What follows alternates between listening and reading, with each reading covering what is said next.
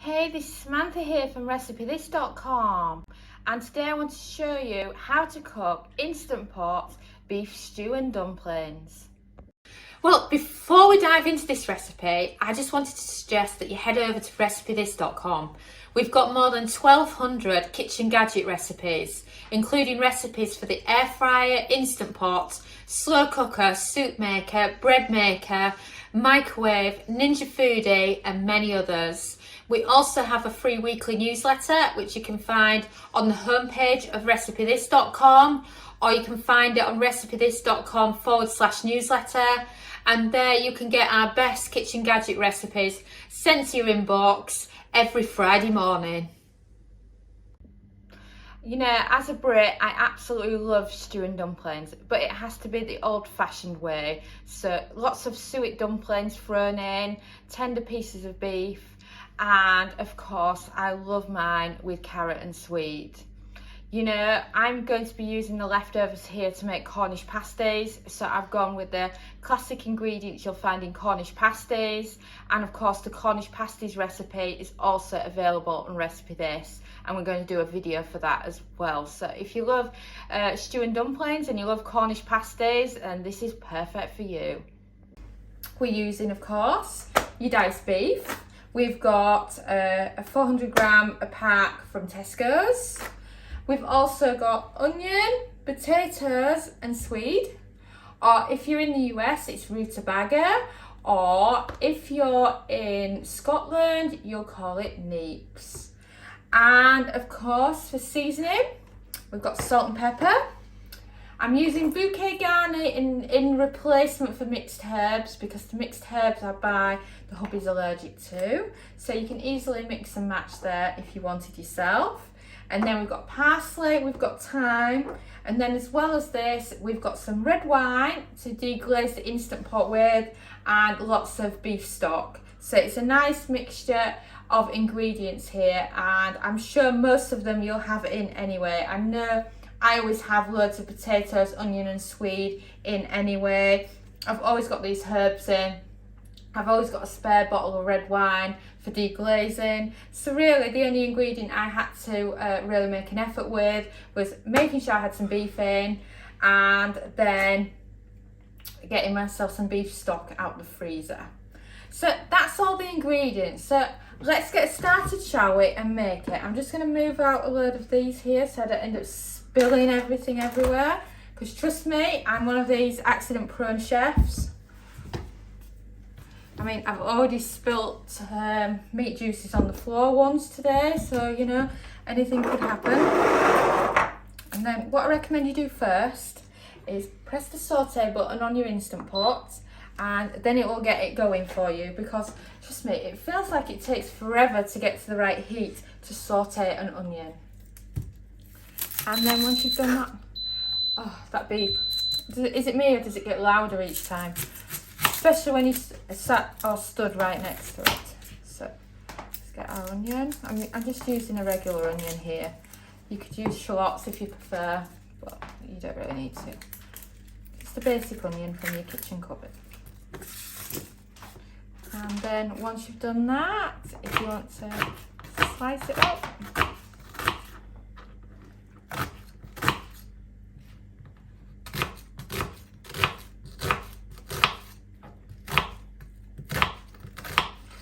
and in this video I'm also going to be showing you how I make the dumplings, but I'm going to be doing a separate video showing you how to do the dumplings. And if you don't want to pressure cook the dumplings, I'll also be showing you how to actually cook the dumplings separately in the air fryer, if that's more your thing.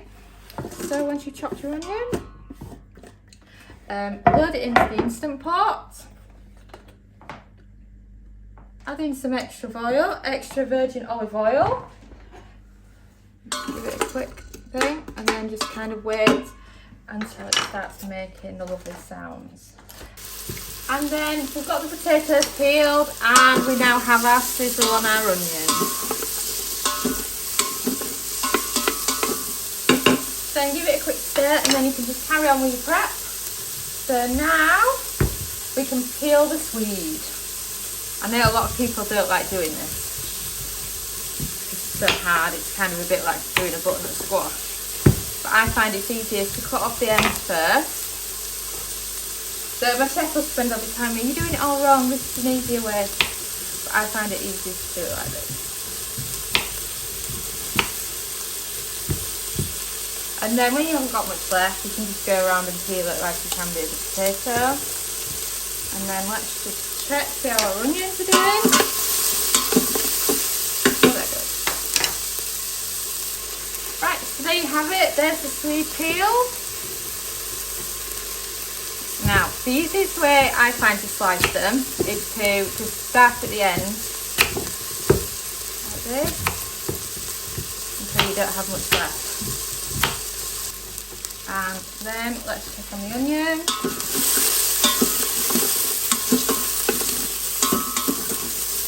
The onions are starting to get some colour on them now, which is wonderful. So we can finish off by doing the potatoes. And there you have it, the potatoes are done. The onions are ready for the beef to be added, so we're making great progress. I love doing the prep for the instant pot whilst I'm waiting for the onions to finish. Saves just waiting around for it for ages. So, add in your beef.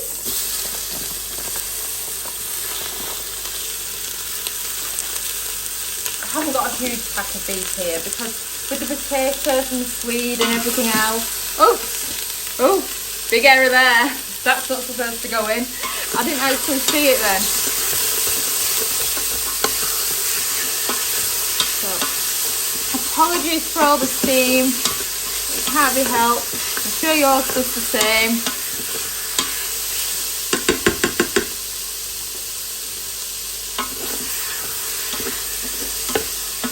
I just want to give it a quick browning.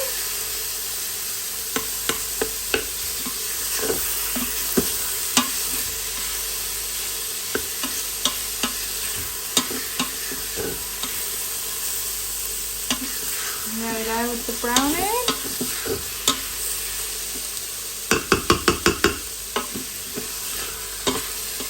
Right, so now you hit cancel. And now you've kind of got two choices of the order you do things in. It's totally up to you what you prefer. I often will deglaze first. So a cup of red wine goes in. And then I'll add the seasoning second. You can, of course, do it the other way around. It's totally up to you. But I like everything to be seasoned. So now you've got your beef and your onion, your red wine in, it's time to add in your potatoes and swede. Doesn't matter if you've got bigger chunks of potatoes or swede here because with the long cook time they always go soft. So that's all those added now. So now what I suggest you do next and add in is your seasoning. So this is the instant pot we're talking about here. You need lots of salt, a good bit of pepper, and then thyme, or tomatillo as I call it, parsley,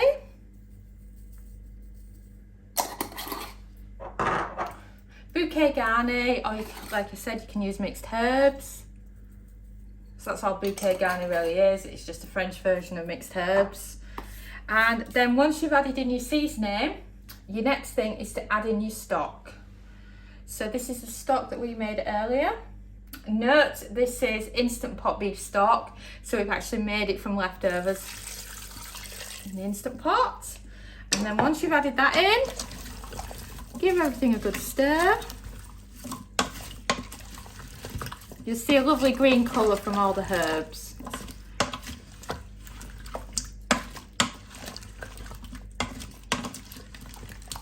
And then it's ready to be cooked. I just recommend just give it a quick push down in case you've got quite a lot that's hanging over the top. And then scrape down any last bits of onion you've got there. And then it's ready for the pressure lid to go on. Now note, you'll notice I haven't made any dumplings at all yet. And this is because you've got a long cook time of your stew.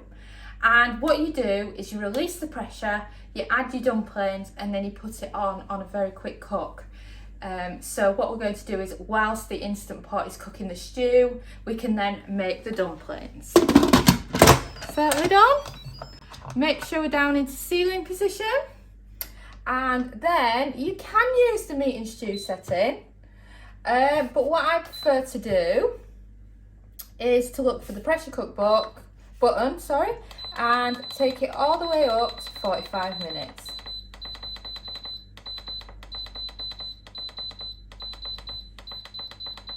Get there eventually. So there you go, 45 minutes. It'll take a bit to go to pressure because it's got quite a lot of stock and liquid in it, and then we'll give it a bit of a natural pressure release just to make sure the beef is tender. And as you can hear, it's beeping now, so it's ready just to be left, and then focus on your dumplings.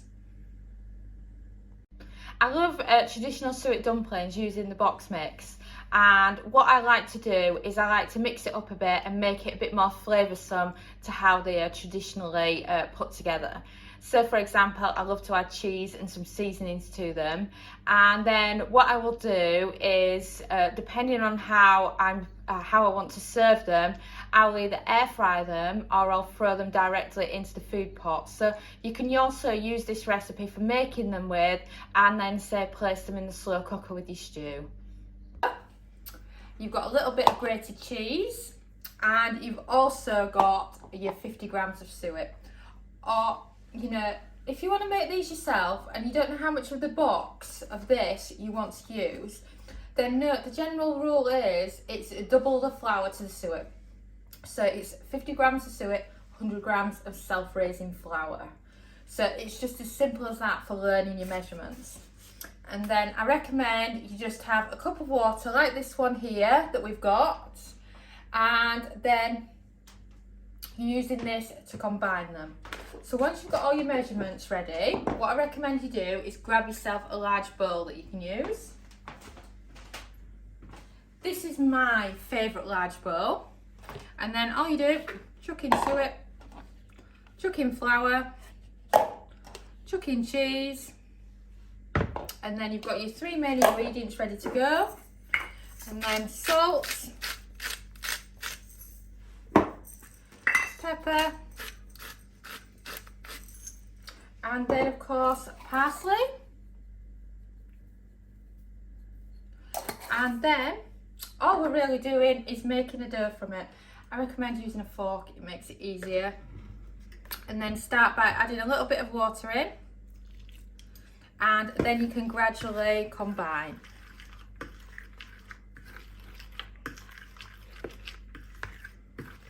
Just keep mixing it. Now we can lose the fork and start using our hands. The amount of water that you use will vary depending on how many you're making and how much your quantities are.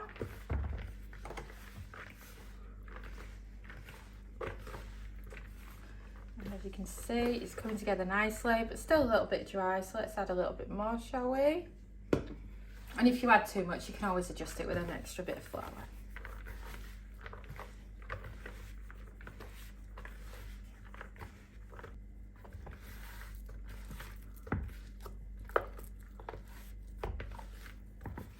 Then push the edges of the bowl to get rid of any last bits, and you've now got your dough.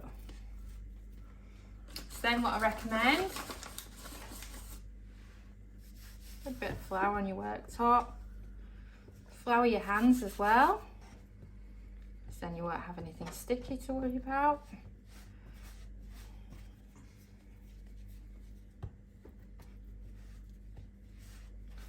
And then you have it. That's your suet dumpling mix. And then what you can do then is you can portion it up, and then it's ready for air frying. And the smaller you go, the more balls you'll make. Bigger, the less.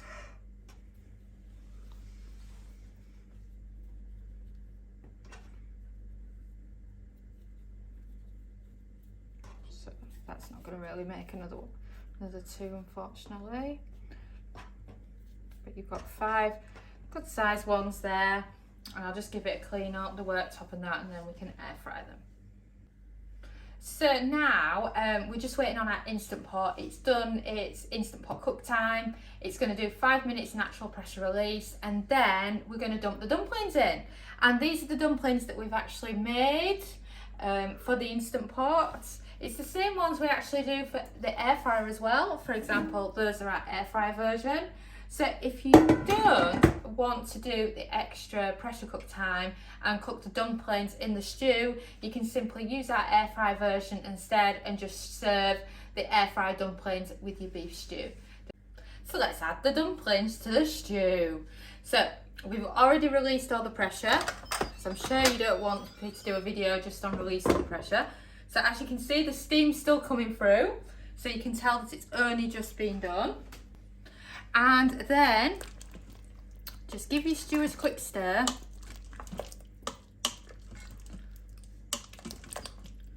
As you can see, you've got lovely stew in there. So what you can also do at this point is you can fork it, and you'll be able to tell of how tender the swede is, because the swede's always the difficult thing. So once you've done that and you're happy with it, you can now add in your dumplings. So, sink your dumplings in.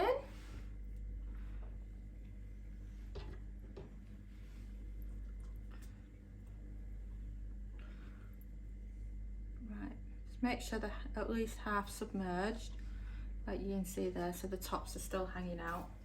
And then a lid back on, and we can finish the cooking process. So it won't take long a time at all to go back to pressure. So click on pressure cook. Right, we're right at the other end here from last time.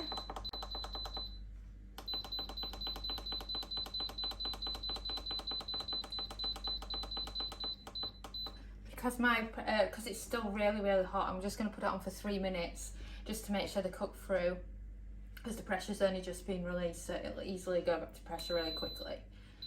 If yours has been sat around, let's say you've forgotten to make the dumplings and you're a bit slow, because I sometimes do that when you get sidetracked with other things in the kitchen and you forget about it. So if you've had a break in between, then just a 0 minute pressure cook time, because it's all about how hot the liquid is in there when you're sending it back to pressure. So the Instant Pot has done its 3 minute cook time for the dumplings, plus I've left it on for an extra 10 minutes of natural pressure release. So now you want to press cancel and release any remaining pressure. Take the lid off and we can check on our stew and dumplings. Oh wow, you probably can't see that much of it right now because we've got a lot of steam going on, but wow, and that smells so good. You know, this is grandma style stew and dumplings, and it's just amazing. And let me have a look, see if I can grab you a dumpling.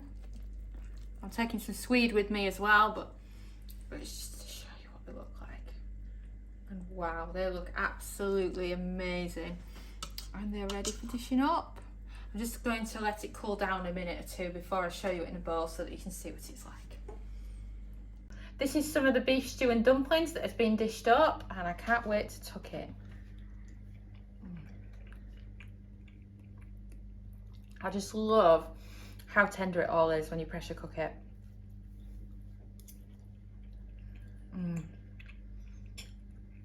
And the beef is so good. And if you're into dumplings, just look at how good they look after they've been cooked in the Instant Pot pressure cooker. They're just absolutely perfect. And you know, I've done a bowl of this for me, I've done a bowl of this for the hubby. We'll have a bowl each for the kids, and then there'll be some leftovers for some Cornish pasties for tomorrow. Thanks so much for watching, and don't forget to subscribe to the Recipe This family. You can find us on Twitter, Facebook and Pinterest. We also have a weekly newsletter at recipethis.com/newsletter, where we share with you our latest kitchen gadget recipes, what we're cooking in the Milner kitchen, and so much more. As well as this, we recommend that you subscribe to our YouTube channel, and then whenever we have a new video, you will be the first to know. And if you want to know about all our future videos, then I recommend you hit the bell for instant notifications. But even better, we now have a podcast. It's called Magic with Gadgets. Simply search Magic with Gadgets on your favourite podcast player and you'll find us there.